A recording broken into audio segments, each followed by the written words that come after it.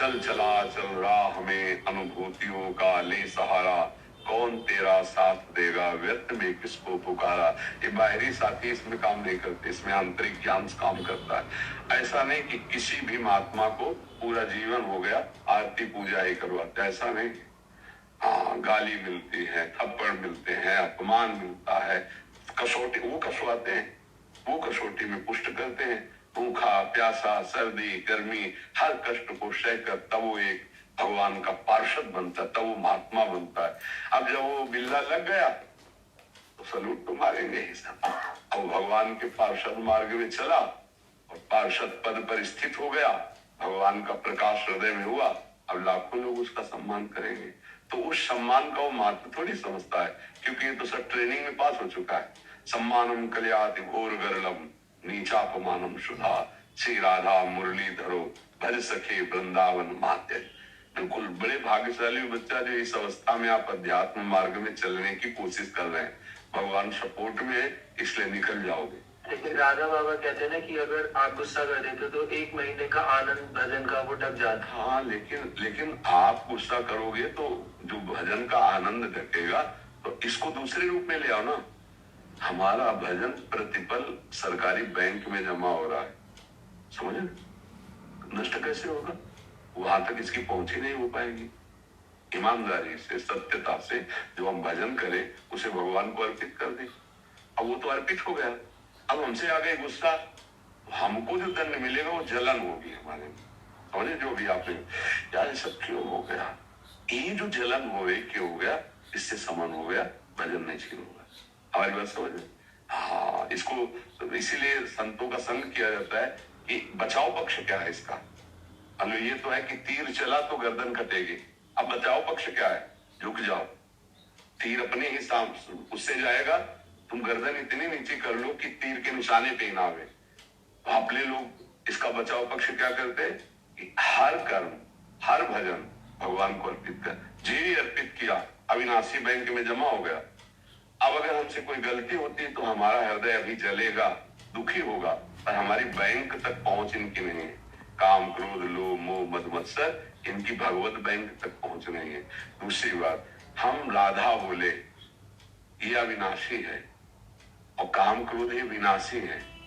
अगर इनका विनाश ना होता तो आदेश ही नहीं होता कि इनका नाश करो, काम क्रोध लोभ मोह मद मत्सर हृदय से इनका नाश हो जाए। तो इनकी सत्ता नहीं, भगवान कह रहे मात्रा स्पर्शास्तु कौन्ते शीतोष्ण सुख दुखदा आगमा पाइनो अनित्यास तास्तितिक्षस्व भारत। ये अनित्य है, तो अनित्य नित्य को कैसे नष्ट कर सकता है? राम बोला, कृष्ण बोला, हरि बोला, राधा बोला, ये अविनाशी, जैसे भगवान अविनाशी, जैसे भगवान का नाम अविनाशी।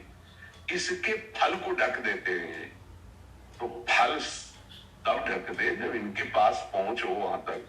हमने तो प्रभु को समर्पित कर दिया, अब उसका हमें दंड मिलेगा। शरणागत को तत्काल दंड मिलता है, आगे नहीं। अभी जैसे आपसे कोई गलती हो जाएगी तो आपका हृदय स्वाभाविक इतना जलेगा कि आपको घृणा हो जाएगी अपने ऊपर कि यार मेरे से हुआ कैसे ऐसा है। सच्चा हृदय जो है वो बर्दाश्त नहीं करेगा कि यार हो गया तो हो गया।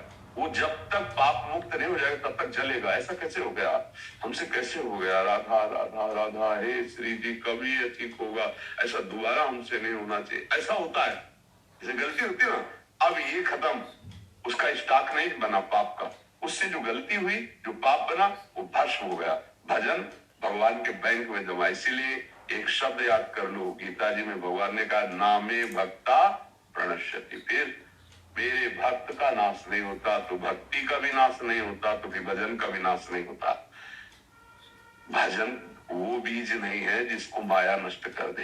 राम कृष्ण हरि राधा अविनाशी हो गया। ये राधा नाम ऐसा है कि त्रिभुवन में कोई इसका मूल्य नहीं दे सकता, सिर्फ भगवान।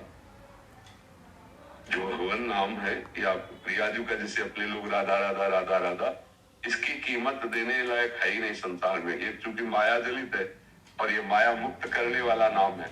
जितने नाम इकट्ठा कर लिए आप उतने बड़े धनी हो गए, और ये सब संकटों से सब पापों से बचा के परमानंद प्रदान करेगा। भक्ति बीज पलटे नहीं जो जुग जाए अनंत, ऊंच नीच कुल उपजय हो संत को संत। वो नाम का, भजन का जो बीज है वो वृक्ष बन के ही रहता है। इसलिए ये तो महापुरुषों ने हमको सावधानी के लिए बताया, लेकिन सार बात तुम्हें बता देते, भजन कभी नष्ट नहीं होता है। हिरन में फंसे तो भागवत में पढ़ के देख लेना, हिरन रूप में भी वो भजन ही कर रहे हैं, उनके स्वभाव का परिवर्तन तो नहीं हो पाया ना। और अगला जो जन्म हुआ वो ब्रह्मबोध संपन्न महापुरुष के रूप में हुआ, जड़ भरत जी के रूप में। भजन कभी व्यर्थ नहीं जाता। थोड़ा भजन किया था इंद्रद्युम्न राजा, अगस्त्य जी के साप से वो गजेंद्र बने थे।